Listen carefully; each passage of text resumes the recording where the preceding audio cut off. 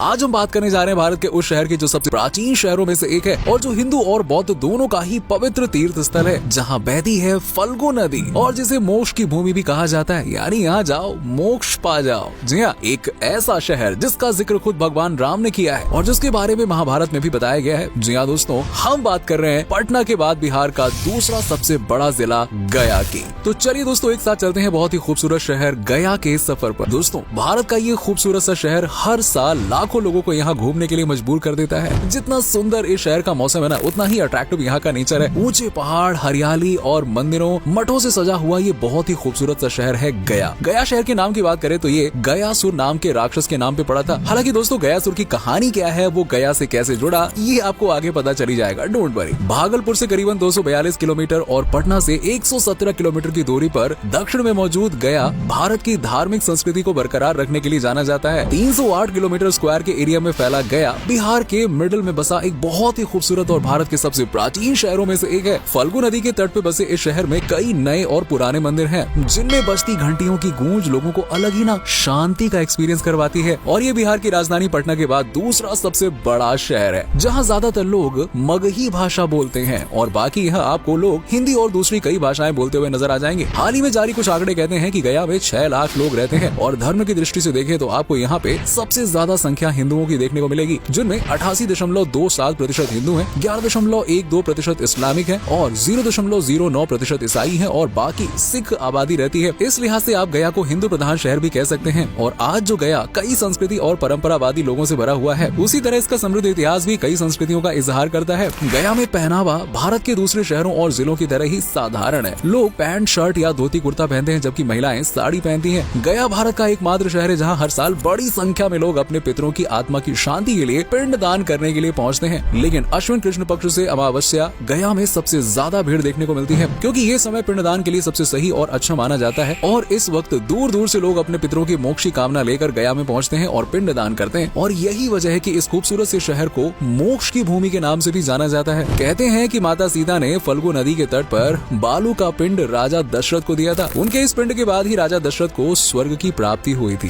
दोस्तों, बहुत कम लोग जानते हैं, लेकिन जब भी भारत के प्राचीन शहरों की बात आती है तो उस लिस्ट में गया का नाम जरूर शामिल होता है। और ये भारत का वो शहर है जिसका जिक्र रामायण से लेकर महाभारत तक में मिलता है। कहा जाता है कि गयासुर नाम का एक राक्षस हुआ करता था, जिसने कठिन तपस्या और ब्रह्मा जी को खुश कर दिया था और वरदान में मांगा कि उसका शरीर देवताओं की तरह पवित्र हो जाए और उसके दर्शन करने मात्र से ही सबके पाप मुक्त हो जाएं। बस फिर क्या था, हुआ भी कुछ ऐसा ही। गयासुर के दर्शन करके ही लोग पाप से मुक्ति पाने लगे और हर तरफ पाप बढ़ गया था, जिस वजह से देवता परेशान हुए और उन्होंने गयासुर से यज्ञ करने की जगह मांगी। गयासुर ने यज्ञ अपने ही शरीर पर करने को कहा और उसका शरीर करीबन 5 कोस में फैल गया। अब इसी 5 कोस में आज के समय में गया फैला हुआ है। और यज्ञ के बाद गयासुर ने एक और वरदान मांगा कि ये स्थान लोगों को मोक्ष देने के लिए बना दिया जाए। तभी से गया में पिंडदान की परंपरा चली आ रही है।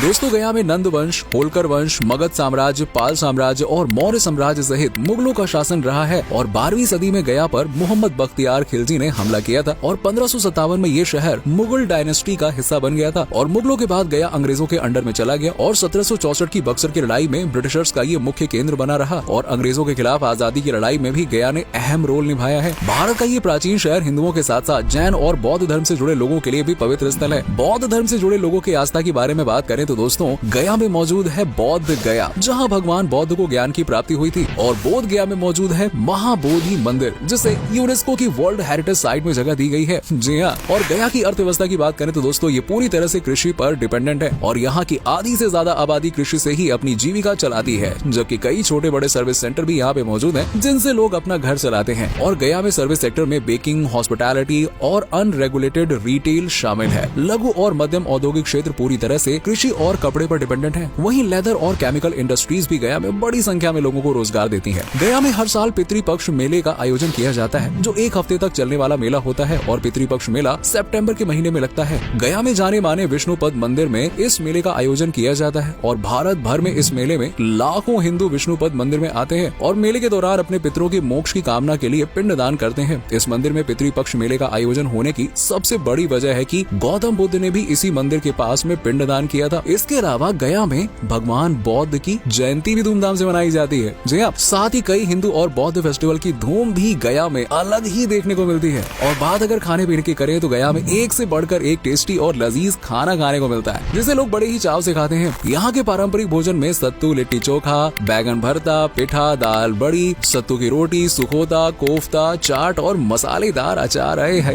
ये सारी चीजें शामिल रहती है। इनके अलावा गया में सबसे ज्यादा पसंद किया जाता है तिलकुट, खाजा और केसरिया पेड़ा। पेड़े की तो क्या ही बोलो यार, गजब का टेस्टी होता है जिसे खाते ही लोग गया बार बार आने के सपने देखते हैं। चलिए अब जानते हैं गया में घूमने के लिए आखिर क्या क्या है। सबसे पहले बात करते हैं विष्णुपद मंदिर की। 1787 में होलकर वंश की महारानी अहिल्याबाई द्वारा बनाया गया विष्णुपद मंदिर गया के प्रमुख मंदिरों में से एक है, जहाँ हर साल बड़ी संख्या में लोग दर्शन करने के लिए पहुँचते हैं। और मंदिर की खास बात यह है कि इसे काले पत्थरों से बनाया गया था। सदियों पुराने इस मंदिर में भगवान विष्णु के पवित्र पद चिन्ह बने हुए हैं और फल्गु नदी के दूसरे किनारे पर विष्णुपद मंदिर की ठीक सामने ही बना हुआ है सीता कुंड, जो कि अपने आप में एक अद्भुत जगह है। कहा जाता है कि यहाँ भगवान श्री राम ने अपने पिता राजा दशरथ जी का पिंडदान किया था। गया में सबसे ज्यादा देखी जाने वाली जगह और सेंटर ऑफ अट्रैक्शन है महान बुद्ध प्रतिमा, यस, जो कि अपने आप में एक अद्भुत कारीगरी है। दोस्तों, इस मूर्ति को देखने के लिए देश विदेश से लाखों की संख्या में लोग यहाँ पे गया में पहुँचते हैं और ये मूर्ति 64 फुट ऊंची है और इसमें भगवान बुद्ध को बहुत ही ध्यान में दिखाया गया। एकदम देख के ना लगता है कितनी शांति है। और दोस्तों, मंदिरों की इस नगरी में एक और प्रसिद्ध मंदिर मौजूद है जिसे मंगला गौरी मंदिर के नाम से जाना जाता है। इस मंदिर के बारे में कई ग्रंथों में जिक्र किया गया है और यही वजह है कि ये मंदिर पूरी दुनिया में फेमस है और हिंदुओं की आस्था का केंद्र है। ये मंदिर माँ दुर्गा को समर्पित है। इसके अलावा साल 2000 में यूनेस्को की वर्ल्ड हेरिटेज साइट्स में शामिल होने वाले महाबोधि मंदिर में एक अलग ही सुख और शांति का एहसास होता है, जिसे एक्सपीरियंस करने के लिए बड़ी संख्या में श्रद्धालु और टूरिस्ट मंदिर में पहुंचते हैं। खासकर बौद्ध धर्म को मानने वाले लोगों की भीड़ यहाँ पे सबसे ज्यादा रहती है। और साथ ही मंदिरों की इस नगरी में ही मौजूद है प्राचीन डुंगेश्वरी गुफा मंदिर, जहाँ जाने मात्र से ही आप एक अलग ही शांति का एहसास करेंगे। एक और मंदिर है जहाँ आप जा सकते हैं, वो है प्रेतशिला मंदिर। प्रेत का नाम सुनकर ये ना सोचेगा कि ये मंदिर भूत प्रेतों को समर्पित है, ऐसा कुछ भी नहीं है। बल्कि प्रेतशिला मंदिर तो गया में पहाड़ियों पर मौजूद एक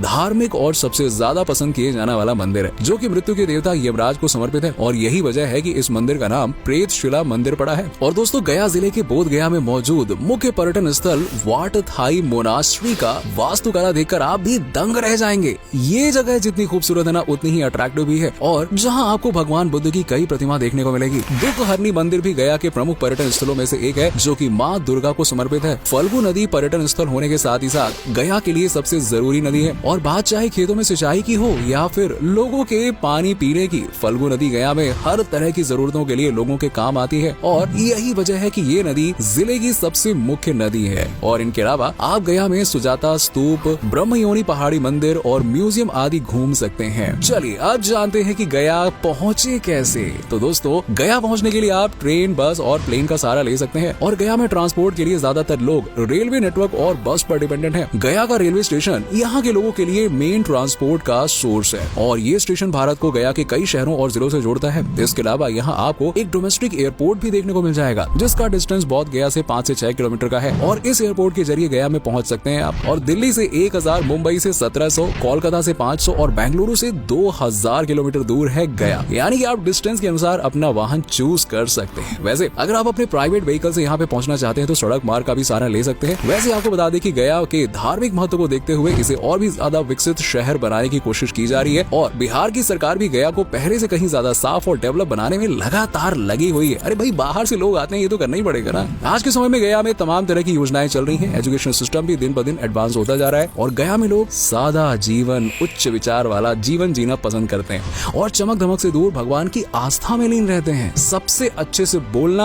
और किसी की भी मदद करने के लिए गया के लोग पहचाने जाते हैं। उम्मीद है कि आपको बिहार का ये खूबसूरत सा शहर पसंद आया होगा। वैसे अगर आप भी गया जाना चाहते हैं तो जल्दी कीजिए, क्योंकि गया जाने का सबसे अच्छा मौका अगस्त और सितंबर में होता है। मॉनसून में गया का जो नजारा होता है ना, वो आपका दिल खुश कर देगा। बाकी आप चाहे तो किसी भी मौसम में गया जा सकते हैं। गया के लोग आपका स्वागत करने के लिए तैयार बैठे हैं। लेकिन फिलहाल आपको ये शहर और हमारा वीडियो कैसा लगा, नीचे कमेंट सेक्शन में कमेंट करके बताइए। अगर आप में से कोई गया से है या फिर बिहार से है तो हमें ये बताइए कि आप वहाँ पे कैसा लगता है। वीडियो अच्छी लगी हो तो इसे लाइक करें, शेयर कीजिएगा